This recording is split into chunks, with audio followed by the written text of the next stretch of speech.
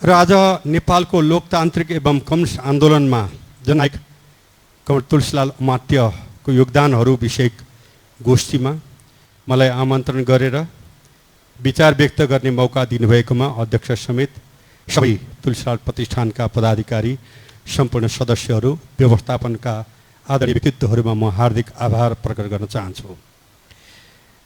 मैले तुलसीलाल कमरेडको सम्झना गरिरहँदा एक दुईवटा कुरा मैले भन्नुपर्छ कि जतिखेर 2008 सालमा संयुक्त रूपमा काङ्ग्रेस र कम्युनिस्ट भएर आन्दोलन गरेर 7 सालमा क्रान्ति सम्पन्न भएको थियो, लोकतान्त्रिक आन्दोलन सम्पन्न भएको थियो। त्यसको एक वर्षपछि नेपाली काङ्ग्रेसका सभापति मातृका प्रसाद कोइराला प्रधानमन्त्री हुनुभएको बेलामा हाम्रो कम्युनिस्ट पार्टीमाथि प्रतिबन्ध लाग्यो। मैले किन भनिरहेको छु भने लोकतन्त्रको निम्ति कोही निष्ठावान छ र को छैन भन्ने विषयमा अहिले बहस चलिरहेको छ राष्ट्रमा। त्यसले गर्दा संयुक्त ढङ्गले सबै जीवन मरणको लडाइँमा लडेको एउटा नेपाली काङ्ग्रेसपछि दोस्रो शक्ति भएको कम्युनिस्ट पार्टीमाथि प्रतिबन्ध लगाइयो र दमन चक्र मात्रै चलाइएन, त्यसपछि धेरै ठुलो हत्या हिंसाको अभियान मात्रै चलाइएन। नेपालको उत्तरी सिमानामा भारतसँग नेपाली काङ्ग्रेसका सभापति प्रधानमन्त्री भएको बेलामा उत्तरी सिमानामा 17 ठाउँमा भारतीय सैनिक चेकपोस्ट राख्ने निर्णय पनि गर्यो। यी सब बेलामा नेपाल कम्युनिस्ट पार्टी प्रतिबन्धित भएको अवस्थामा आदरणीय तुलसीलाल अमात्य कमरेडको नेतृत्वमा 2008 साल वैशाख 17 गते अखिल नेपाल किसान सङ्घ, जुन अहिले महासङ्घ हामी भन्छौँ, गठन भयो उहाँकै अध्यक्षतामा। 9 सालमा प्रथम सम्मेलन रौतहटमा भयो, 11 सालमा धनुषामा दोस्रो सम्मेलन भयो र 2047 सालमा तेस्रो सम्मेलन भयो। तेस्रो सम्मेलनको अध्यक्ष पहिलो, दोस्रो र संस्थापक अध्यक्ष तुलसीलाल र तेस्रो सम्मेलनको अध्यक्ष अमृत बोहरा, चौथो सम्मेलनको अध्यक्ष म तपाईँहरूको अगाडि यहाँ हामी छौँ। उहाँको त्यो अखिल नेपाल किसान सङ्घको स्थापना र पहिलो दोस्रो सम्मेलन अवधिमा सिङ्गे राष्ट्रभरिका भोका नाङ्गा श्रमजीवी किसान जनताको हक, अधिकार, इज्जत र स्वाभिमानको निम्ति उहाँले कमान्ड सम्हाल्नुभयो र लडाइँ लड्नुभयो देशव्यापी रूपमा, आम रूपमा। र खास गरी अहिलेको 2 नम्बर प्रदेश पर्सादेखि सप्तरीसम्म अब एकदम खास रूपमा, राष्ट्रव्यापी रूपमा, आम रूपमा किसानहरू जागरण भए। तराईका त्यहाँ व्यापक जमिनदारी प्रथाले चरम शोषणमा परेका जनताहरूमा केवल आर्थिक, सामाजिक, सांस्कृतिक शोषण मात्रै थिएन कि उहाँहरूमाथि असाध्यै हेपा प्रवृत्ति भइरहेको हुनाले जी कहो आन्दोलन, भोजपुरी भाषामा जी को आन्दोलनको अगुवाई गर्नुभयो, जसमा मुखलाल महतो 12 जिल्लाको गडालमा शहीद हुनुभयो र उहाँको शालिग निर्माण गरेका छौँ म किसान सङ्घको अध्यक्ष हुँदैखेरि। र सुदूरपश्चिममा भीमदत्त पन्तको शालिग निर्माण, मध्यपश्चिममा गुमरा थारूको शालिग निर्माण, दाङको घोराईमा, पश्चिमाञ्चलमा एकदेव आलेको शालिग निर्माण तनहुमा र मध्यमाञ्चलमा आदरणीय तुलसीलाल कमरेडको शालिग काठमाडौँ अथवा उपत्यका र बारामा मुखलाल महतोको शालिग निर्माण गर्ने काम भयो र पूर्वाञ्चलमा सुखानीका शहीदहरूको शालिग निर्माण भएको छ। र त्यो पूर्व गएपछि सबैले नहेरी नहुने, नगई नहुने क्षेत्रको मान्छे त्यो विकास भइराखेको छ अहिले। र तुलसीलाल कमरेडको त्यो अभियान भूमिहीन किसानमा जमिनको पहुँच पुग्नु पर्दछ। जाली तमसुकबाट 10 को 1000 बनाउने, 100मा 10 लाई 100 बनाउने, 10 को 1000 बनाउने जुन प्रथा थियो त्यो बेलामा, जुन बेलामा दैनिक ज्याला खेतमा काम गर्ने लाठेको चाहिँ 4 आना 5 आना पैसा थियो। त्यो बेलामा 50 लाख मूल्य बराबरको चाहिँ जाली तमसुक रौतहटमा चाहिँ जलाउने कामको अगुवाई पनि कमरेड तुलसीलाल अमात्यले गर्नुभयो। यसले के देखाउँछ भने भूमि दिलाउने मात्रै होइन, सबै प्रकारका शोषण र विभेदलाई अन्त्य गर्नको निम्ति चाहिँ लैबको सोठोमा जन्मनु भएका, 2टा विषयमा मास्टर्स गर्नुभएका र नेपालमा अर्थशास्त्रमा मास्टर्स गर्ने दोस्रो व्यक्तित्व उहाँ हुनुहुन्थ्यो। त्यत्रो व्यक्तित्व तराईका असाध्यै अपमानित अपहेलित भइरहेका मुसहर चमा डोम खत्बे हलखोरको घरआँगनमा गएर जागरण दिने कामहरू, त्यसै गरी चाहिँ पहाडका रौटे कुसुन्डा दरै जिरेल सुरेल बनकरिया चेपाङ थामी लगायतका असाध्यै अल्पसंख्यक समुदायको हक अधिकार इज्जतको निम्ति चाहिँ सङ्घर्षमा आजीवन होमिनुभयो। निरन्तरता धैर्यता तुलसीलालबाट हामी तपाईँ सबैले सिक्नुपर्ने हुन्छ।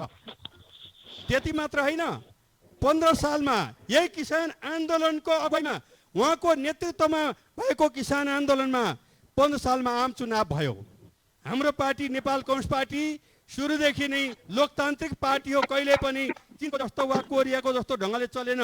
10 सालमा पनि नगरपालिकामा उम्मेदवार उठाउने काम भएको भने 15 सालको आम चुनावमा नेपाली काङ्ग्रेसले 6 लाख भोट पायो, 74 सिट जित्यो र नेपाल कम्युनिस्ट पार्टीले 1,29,000 भोट पायो र चाहिँ 4 सिट जित्यो। 4 सिटमा एकजना आदरणीय अखिल नेपाल किसान सङ्घका अध्यक्ष होइन तुलसीलाल अमात्य नै जित्नुभयो। अर्को शेख फरमान र हरदयाल महतो रौतहटबाट जित्नुभयो र अखिल नेपाल किसान सङ्घकै उहाँहरू पनि र चाहिँ अब कमलराज पाल्पाबाट जित्नुभयो। उहाँ अखिल नेपाल किसान सङ्घको पदाधिकारीमा हुनुहुन्थ्यो। चारैजना अखिल नेपाल किसान सङ्घकै कार्यकर्ता नेताहरू चाहिँ जित्नुभयो र दलको 15 सालको संसदीय दलमा चाहिँ दलको नेताको रूपमा आदरणीय तुलसीलाल अमात्य रहनुभयो। उहाँले बार बार भन्ने कुरा के छ भने आर्थिक रूपले देश स्वाधीन भएन भने राजनीतिक रूपले स्वाधीन हुन सक्दैन। त्यसले गर्दाखेरि चाहिँ र संसद सार्वसत्ता सम्पन्न हुनुपर्छ भन्ने कुरा उहाँको जहिलेसुकै पनि जोड थियो। किन सार्वभौम जनताले निर्वाचित गरेका सदस्य प्रतिनिधिहरू सार्वभौम हुनुपर्छ र उनीहरूले जुनसुकै निर्णय गर्न सक्ने हुनुपर्छ। त्यो भन्नाले गणतन्त्रको निर्णय गर्न पनि उनीहरूमा अधिकार छ भन्ने कुरालाई जोड दिँदै आउनुभयो। र त्यसपछि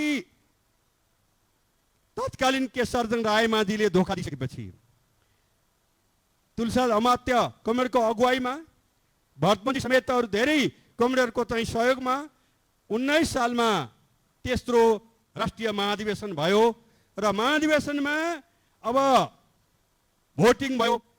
तुलसीलाल अमात्य कमरेडले 72 भोट पाउनुभयो र पुष्पलाल कमरेडले 12 भोट पाउनुभयो। कारण के थियो भने तुलसीलाल भनेको चाहिँ सहरमा जन्मेको भए पनि दुखी गरिब भूमिहीन भोका नङ्गा जनताको घर आँगनमा जाने स्कुलमा सुत्न सक्ने पुष्पलाल कमरेड विचार र सिद्धान्तको हिसाबले साह्रै दरो र देशले सम्मान गर्नुपर्ने व्यक्तित्व हो। तर गाउँ गाउँमा भूमिहीन किसानको बिचमा गएर सँगसँगै खाने बस्ने अगाडि बढ्न चाहिँ उहाँको शरीरले दिँदैन थियो। किन उहाँको घाममा सिङ्गै शरीर देखियो भने फुर र फोका उठ्ने चाहिँ एलर्जी भइहाल्ने, त्यो धुलोमा पऱ्यो भने एलर्जी भइहाल्ने त्यो खालको समस्या थियो।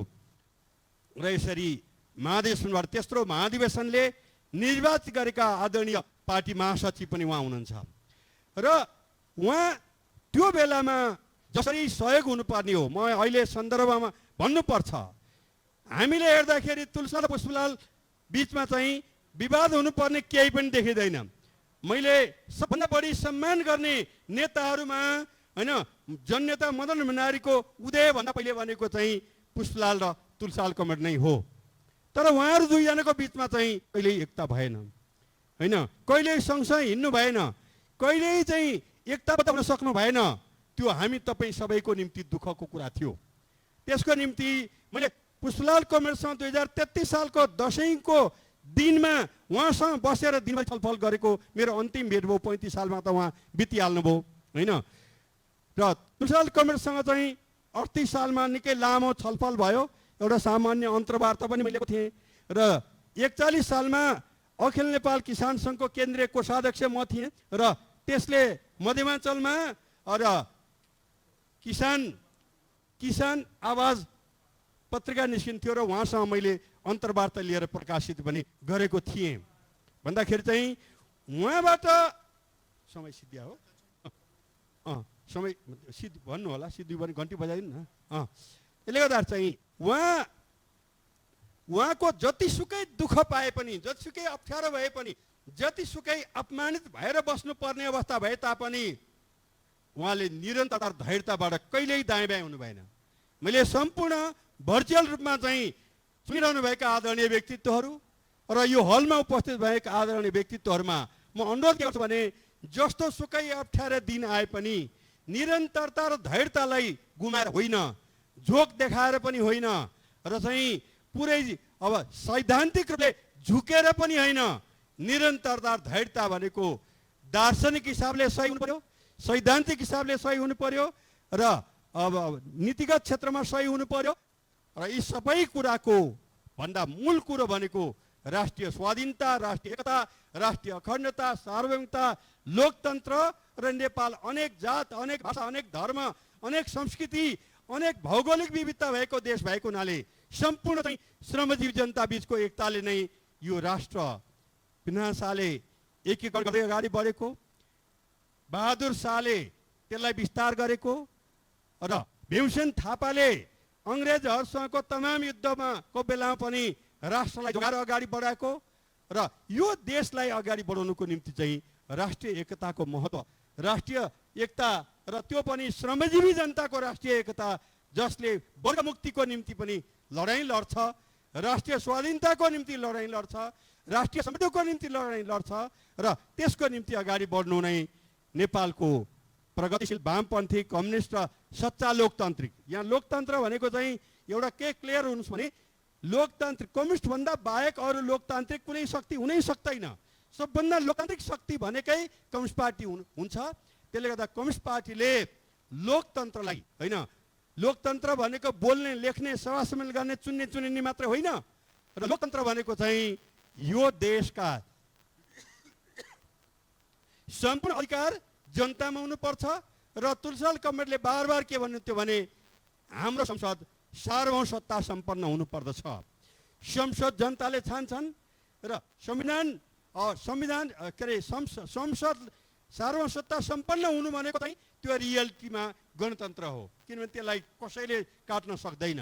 यो कुरालाई अगाडि बढाउनु भएको थियो र जुन कुरो आज आएर आज खास गरिकन वर्तमान संविधानको निर्माता मध्ये एकजना म पनि भएको नाताले र एकजना त्यहाँ चाहिँ होइन 601 जना मध्ये म त दावा गर्छु सबभन्दा सक्रिय 15-20 जनाभित्र यो केशव बडाल पनि हो र हामीले त्यो संविधानको preamble is the heart of constitution भनिन्छ।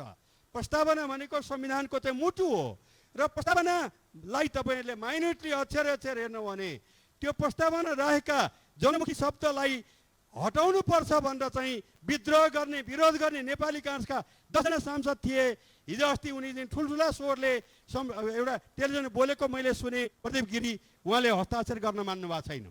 कुरो के भने यो संविधान होइन जनमुखी भयो, समाजतर्फ उन्मुख भन्ने शब्द लेख्न पाइँदैन भन्न उफ्रिने मध्ये अहिले ठुल्ठुला कुरा, लोकतन्त्रको कुरा, प्रजातन्त्रको कुरा गर्छन्। त्यसले गर्दा त्यो लडाइँमा त्यो निर्माण गर्दाखेरि मैले अनुरोध गरेँ त्यसो भए प्रेम्बलमा के अब यसो लेख्ने हो त? अबको संविधानले अन्याय गर्न पाइन्छ, अत्याचार गर्न पाइन्छ, विभेद गर्न पाइन्छ, शोषण गर्न पाइन्छ भन्ने शब्द राख्ने हो त? भनेपछि चाहिँ बल्ल उनीहरू कन्भिन्स भएर वर्तमान संविधानको प्रस्तावना पारित भएको हो। त्यसले गर्दा चाहिँ यो संविधानमा आदरणीय कमरेड तुलसीलालको धेरै ठुलो अब भावना मिसिएको छ। उहाँप्रतिको जुन आजीवनमा अहिले म 73 वर्ष बनेको छु, मेरो अन्तिम बाँचुन्जेल पनि मैले सम्बद्ध अब उहाँबाट धेरै कुरा सिक्नुपर्छ भन्ने अठोट भएको मान्छे मध्ये हुँ। म सबै आदरणीय व्यक्तित्वहरूलाई जो भर्चुअलमा हुनुहुन्छ, जो हलमा हुनुहुन्छ, यहाँहरू पनि निरन्तरता, धैर्यता र चाहिँ सबभन्दा बढी राष्ट्रिय स्वाधीनता, राष्ट्रिय एकता, राष्ट्रिय अखण्डता, सार्वभौमिकता, लोकतन्त्र, समृद्ध नेपाल सुखी नेपाली र भूमिहीन किसानमा जमिनको पहुँच पुर्याउनको निम्ति अहिले आयोग बनेको छ डेपी गेवालीको अध्यक्षतामा। त्यो आयोगले 753 पालिका मध्ये 743 पालिकामा संयुक्त गरिसकेको छ, फर्म भरिसकेको छ, जसमा अहिले भूमिहीन किसानहरू र चाहिँ अवस्थित बसोबासीहरू 11 लाख परिवार छन्। 11 लाख परिवारको चाहिँ भाग्य र भविष्यमाथि चाहिँ लातान्ने हल्ला बजारमा आइराखेको छ। यदि त्यस्तो भयो भने म यो मिडिया मार्फत, तपाईँहरू मार्फत र आदरणीय तुलसीलाल अमात्यको लिगेसी मूल विषय भएको हुनाले यदि यो आयोगले अगाडि बढाएको कामलाई डिस्टर्ब गर्ने काम वर्तमान सरकार शेरबहादुर देउवाको सरकारले गर्यो भने त्यसको विरुद्धमा प्रत्येक पालिकामा प्रत्येक वडामा जनताहरू जुरुक्कै उठेर अगाडि बढ्नको लागि म आह्वान गर्न चाहन्छु। यो तुलसीलाल कमरेडको भावना हो, उहाँको विचार हो। त्यसले गर्दाखेरि चाहिँ भूमिहीन किसान वर्तमान संविधानले र धारा 16 देखि 48 सम्मको मौलिक अधिकारभित्र भएका यी विषयहरू हुन् र त्यसले गर्दा यसलाई दायाँ गर्ने आँट र उद्देश्य कसैले राख्यो भने जसले त्यो राख्छ त्यो प्रतिगामी र त्यो जनविरोधी, भूमिहीन किसान विरोधी र किसान हक अधिकार विरोधी भन्ने कुरो बुझिन्छ। त्यो बाटोमा नजानको निम्ति र अहिलेको सरकारलाई बनाउनको निम्ति बल पुर्याउने र सरकारमा भएका सबैलाई मेरो यो चुनौती पनि हो, निवेदन पनि हो, आग्रह पनि हो, अनुरोध पनि हो। र यी कुरा भन्दै म फेरि पनि अन्त्यमा आदरणीय तुलसीलाल कमरेडप्रति आज 24औं दिवसमा हार्दिक सम्मान जाहेर गर्दै उहाँको भावना, उहाँको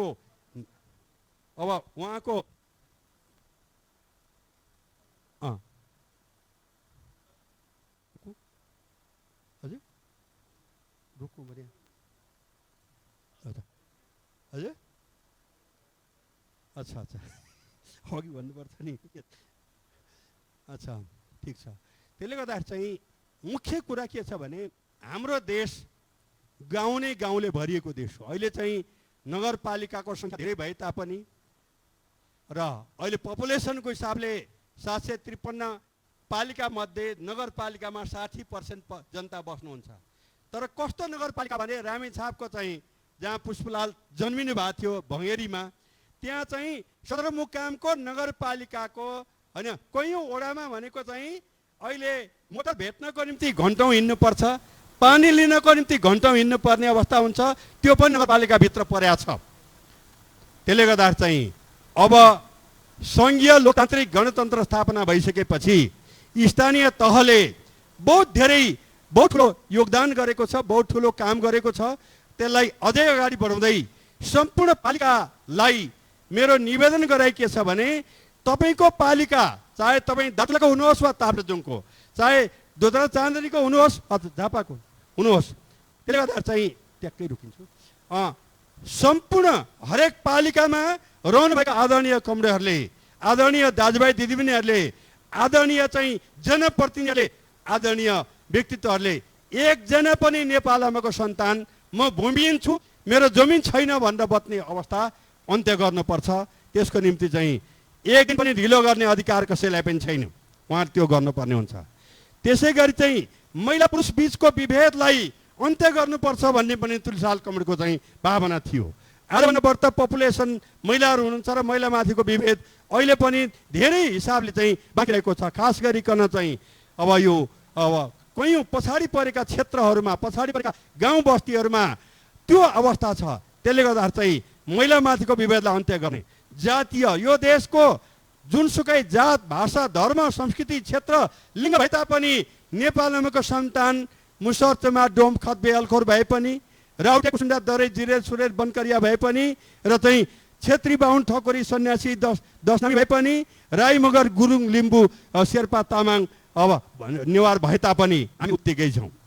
र तराईमा अहिले पनि 22 प्रकारका दलित समुदाय हुनुहुन्छ, सबभन्दा बढी शोषणमा हुनुहुन्छ। र सहरमा पनि अब हामी किताबमा त नेवारमा एउटै जात भनेर लेखिया छ, तर नेवारभित्र 64 जात। दुस्वा साइमी मेरो गुरु हो र उहाँले पढाउनु भएको हो होइन। अब यहाँ 64 प्रकारका हुनुहुन्छ। यहाँ पनि विभेदहरू छन् सहरी क्षेत्रमा पनि। कृपया नेपालमाको सन्तानप्रतिको कुनै पनि प्रकारको विभेद रहन दिनु हुँदैन। किन तुलसीलाल कमरेडले कहिल्यै त्यो विभेदलाई चाहिँ उभिन पनि दिनु भएन, विभेदलाई ढोकामा नेरिआउन पनि दिनु भएन।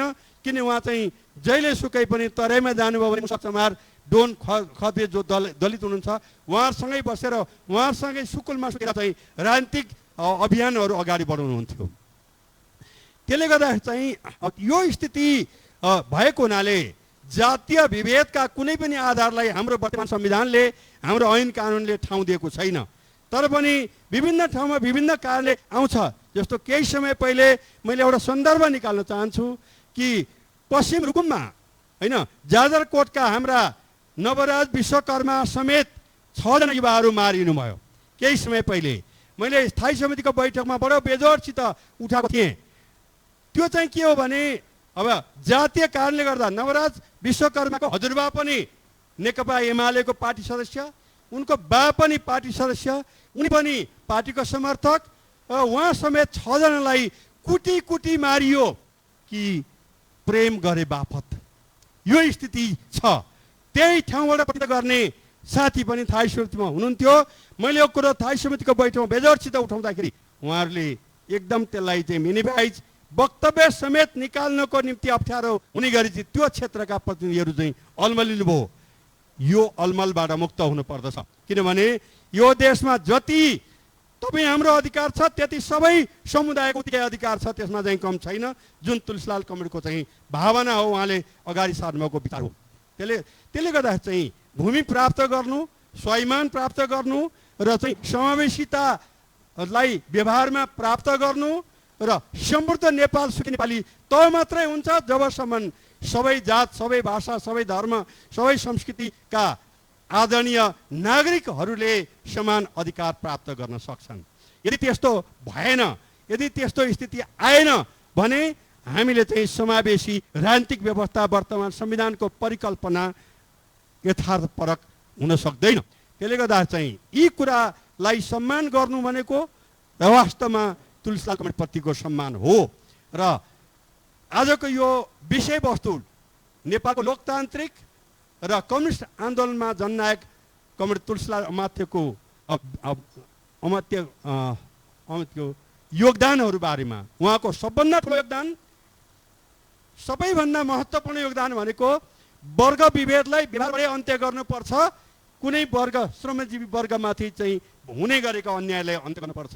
सबैलाई सम्मान गर्नुपर्छ।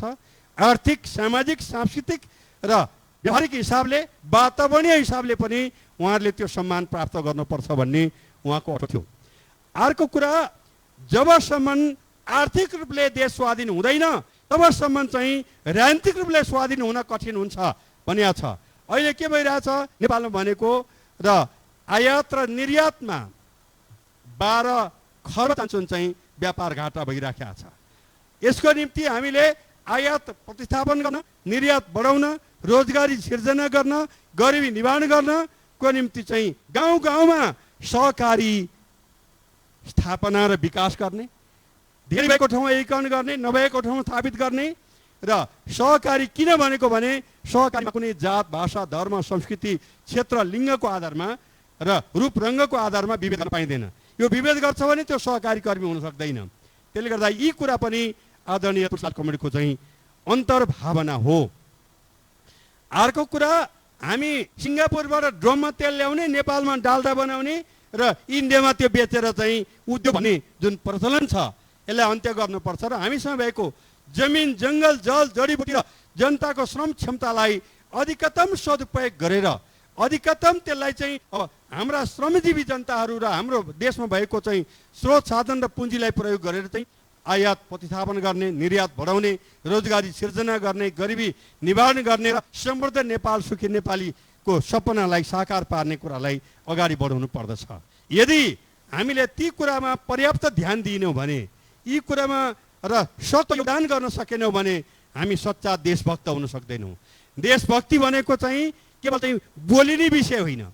देशभक्त भनेको चाहिँ हाम्रो स्वाभिमानलाई, हामीसँग भएको चाहिँ, अब यहाँ अहिले के भइरहेछ ठाउँ ठाउँमा भने, कुनै उद्योग खोल्न थाल्यो त्यहीँ बखेडा निकालिदिने, विद्युत आयोजना निर्माण गर्न थाल्यो या त यो पाइँदैन भन्ने, अब हामीसँग ढुङ्गा छ, ढुङ्गा प्रयोग गर्न पाइँदैन भन्ने, हामीसँग वन छ कि नेपाल चाहिँ कस्तो स्थिति छ भने तपाईँहरूमध्ये धेरैलाई थाहा छ कि विश्वको 1% घटी क्षेत्रफल भएको हाम्रो देशमा त्यसको 17 गुणा बढी बायोडाइभर्सिटी, जैविक विविधता हामीसँग उपलब्ध छ। र हामीसँग चाहिँ धेरै त्यस्ता जैविक क्षेत्रहरू छन् जुन क्षेत्र भनेको चाहिँ यार्सा गुम्बा सुनभन्दा अलिकति महँगो छ प्रति किलो चाहिँ। त्यसै गरी चाहिँ गुटी च्याउ 1 लाख रुपियाँ किलोभन्दा बढी चाहिँ बिक्री हुन्छ। त्यसले गर्दा चाहिँ यो स्थितिमा हामीसँग भएका जमिन, जङ्गल, जल, जडीबुटी र जनताको श्रम क्षमतालाई अधिकतम सदुपयोग गरेर समृद्ध नेपाल सुखी नेपाली बनाउनको निम्ति चाहिँ प्रकृतिले हामीलाई बहुत धेरै कुरो दिएको छ। दिएको चिजलाई प्रयोग गर्न सक्ने। हामी चाहिँ हातमा चाहिँ एक धार्नीको सुनको कतारो बोकेको छ अनि 5 पैसा देऊ न भनेर माग्दै हिँडेको जस्तो खालको अवस्था छ। त्यसले गर्दा हाम्रा स्रोतहरूलाई अधिकतम सदुपयोग गर्नको निम्ति हामी फर्निचर आयात गर्छौँ र चाहिँ मलेसियाबाट टिम्बर आयात गरिराखेका छौँ। हाम्रा चाहिँ टिम्बरहरू जङ्गलमा चाहिँ कुहेर गएको छ र अहिले आउनुभयो। त्यसले गर्दा अहिले चाहिँ हाम्रो देशमा उमेर पुगेका, उहाँ त्यहाँ ढोकाउने बित्तिकै म हिँडिहाल्छु, अब उमेर पुगेका रुख मात्रै 10 अर्बभन्दा बढी छन् र अहिले जङ्गलमा सडेर कुहेर बसेका छन्। त्यसको सदुपयोग गर्ने कुरा भन्दा हामी आयातमा जोड दिइरहेछौँ। त्यसले गर्दा यस्तो अवस्था हुन नदिनको निम्ति आदरणीय तुलसीलाल माताले भन्नुभयो जस्तै समृद्ध नेपाल निर्माण गर्नको निम्ति चाहिँ र जुन देशमा औद्योगिक रूपले हामी आर्थिक रूपले अब पराधीन छौँ भने राजनीतिक रूपले स्वाधीन हुन सक्दैनौँ। त्यसले गर्दा आर्थिक रूपले स्वाधीन अर्थतन्त्र निर्माण गर्नको निम्ति चाहिँ सिङ्गे देश जुरुक्क उठ्नुपर्छ। सम्पूर्ण नेपाली दाजुभाइ दिदीबहिनीहरू एकताबद्ध भएर अगाडि बढाउनुपर्छ। उहाँको त्यो भावना र भनाइलाई सम्मान जाहेर गर्दै आदरणीय चाहिँ नेकपा एमालेका अध्यक्ष प्रति हार्दिक सम्मान जाहेर गर्दै म आफ्नो भनाइ यहाँ अन्त्य गर्न चाहन्छु। कमरेड तुलसीलालप्रति सम्मान जाहेर गर्दै र श्रद्धासुमन व्यक्त गर्न चाहन्छु। हवस्, धन्यवाद, हार्दिक अभिवादन।